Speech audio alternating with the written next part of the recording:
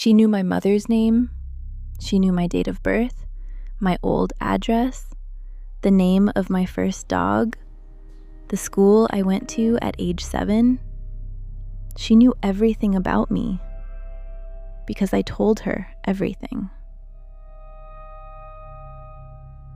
She was my best friend.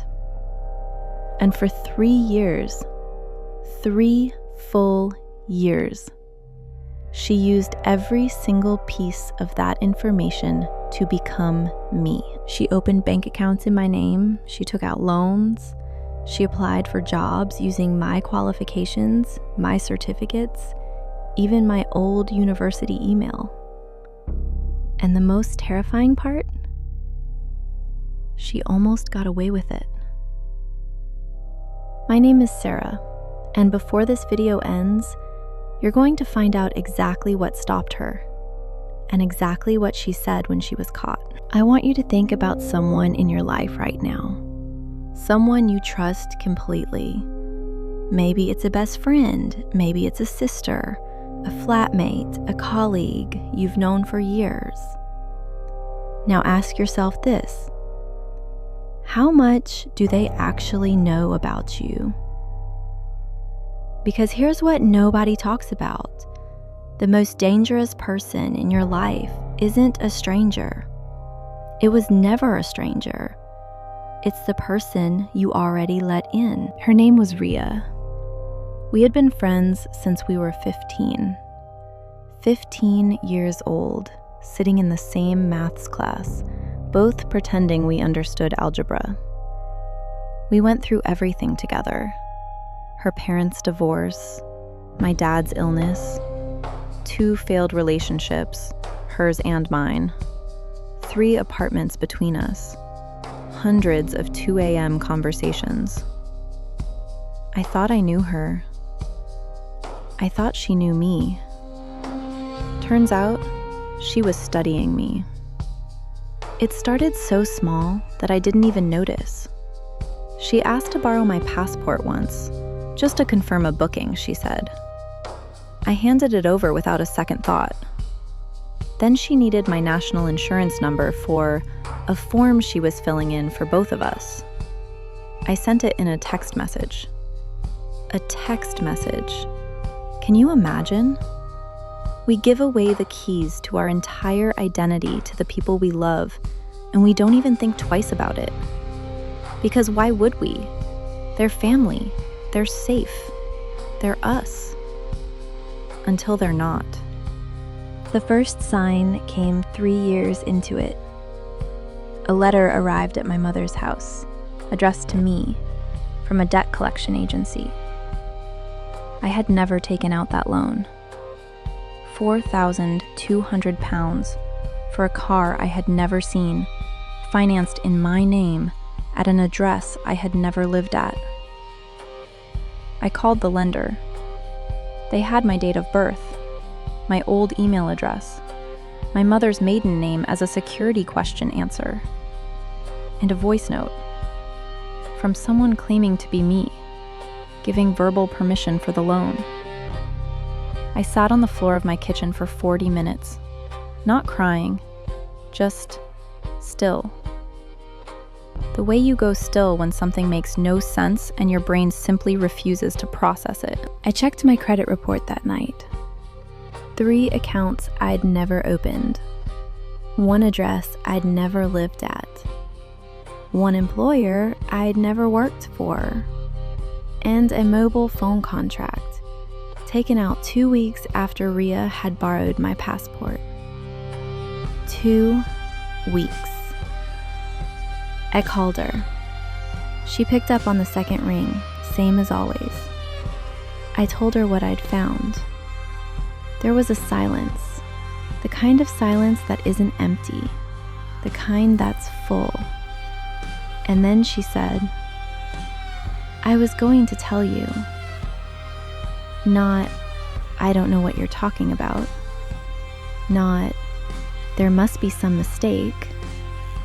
Not, "How could you think this was me?" I was going to tell you. Like she'd forgotten to return a library book. She had been in financial trouble for 2 years. Gambling debts, something she'd never once mentioned. She couldn't open accounts in her own name anymore.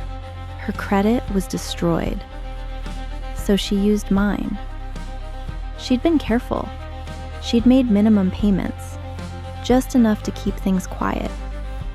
She had a whole system, a whole plan.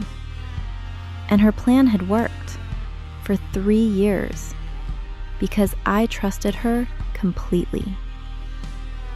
The police report took 4 hours to file. The fraud investigation took 11 months. The emotional recovery? I'm still working on that part. But here is what I want you to take from this story. Not the pain, not the anger, the knowledge. 3 key insights. Memorable, actionable, protect yourself. Insight 1. The information drip. Riya never asked for everything at once. She collected pieces, a passport here, a number there, over months and years. Identity theft from someone close to you almost never happens in one moment. It happens in 100 small moments of trust. Go back and look at what you've handed over, in messages, in emails, in casual conversation, to the people closest to you. You may be surprised how complete a picture they already have. 2. Insight 2. The minimum payment trap. The reason Riya went undetected for so long was that she kept making minimum payments. The accounts looked active and in good standing. If someone is using your identity, the last thing they want is for you to notice. So they'll keep things just quiet enough. Check your credit report every 3 to 6 months. Not when something feels wrong, before something feels wrong. Free services exist in every country. Use them. 3. Insight 3. What the first response tells you. When I confronted Riya, she did not deny it. She said, "I was going to tell you." In 15 years of observing betrayal, I have learned this. A person's very first response, before they have time to prepare, is almost always the truth. Not the explanation, not the apology. The first sentence out of their mouth. Riya's was a confession wrapped in an excuse. Watch for that. In friendships, in relationships, in family. The first sentence rarely lies. And now, as we do at the end of every story on this channel, it's time for the verdict. 3 questions, 3 answers, no exceptions. Question 1. Was this evil, weak, or broken? This was not impulsive. This was not weakness. Riya built a system, maintained it for 3 years, and made calculated payments to avoid detection. That is not broken. That is deliberate. This was evil in the quietest, most patient form it takes. Question 2. What did the victim actually lose? Not just money, not just credit. She lost the ability to trust her own judgment. She lost 15 years of friendship in one phone call. She lost the version of herself that believed the people who love you protect you. That loss does not show up on a credit report, and it takes far longer to recover. Question 3. What should justice have looked like? Riya received a suspended sentence and a repayment order. The victim spent 11 months in an investigation and 2 years clearing her credit. The system punished the act. Nobody punished the betrayal. Real justice would have included that, and we don't yet have a court for it. Verdict. Deliberate betrayal. Before you leave, I want to know one thing. What was Riya's verdict for you? Evil, weak, or broken? Put your answer in the comments below.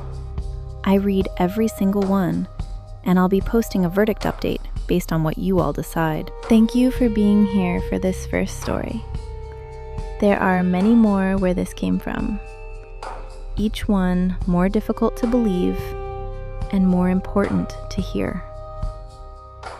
Next on Veil and Verdict, next video tease, coming Friday.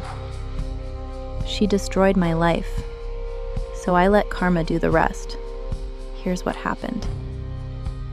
A story about the one thing more powerful than revenge: patience. The truth always surfaces. The veil always falls.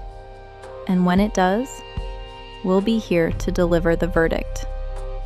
See you Friday.